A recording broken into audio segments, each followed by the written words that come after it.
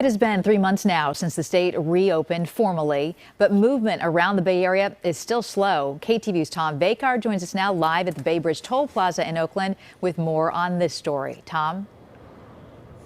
Well, the traffic behind me just got off the Bay Bridge heading east, and you can see it's fairly sparse, especially for rush hour.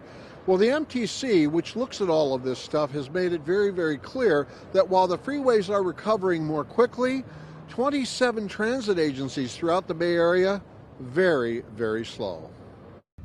The Metropolitan Transportation Commission keeps an eagle eye on Bay Area transportation data in real time. Very broadly speaking, we are now running at about 90% of pre-pandemic levels of traffic on the bridges. It took more than a year to come back, with some bridges and roadways still in recovery. We may measure this resettling of traffic patterns in years rather than months or weeks. But since the state officially reopened on June the 15th, there have been no additional volumes of traffic ever since.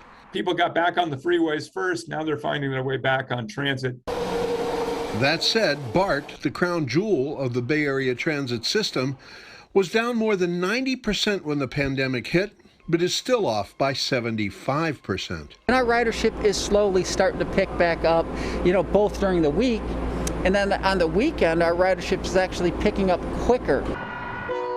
Smart Train still down by 2/3. Ace Train still down by 80%.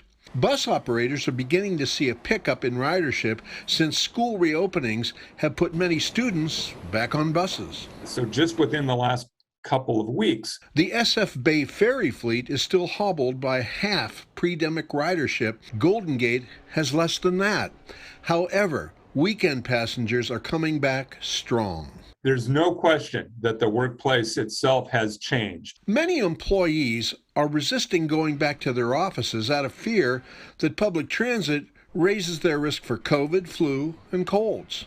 Yeah, I think it's COVID related first and foremost. Studies show that ride-sharing services are also luring passengers away from public transit as a safer alternative to transit and better than commuting in their own cars. We are making a rational, reasonable recovery, and the signs are encouraging indeed, but there is a long, long way to go. Now, the MTC gives House Speaker Nancy Pelosi a lot of credit for making sure that funds were provided to keep these transit agencies alive, and alive they are, even though having lots of problems getting more riders. Tom Vakar, KTVU, Fox 2 News. Julie, back to you. Yeah, it is a slow recovery process. Tom, thank you.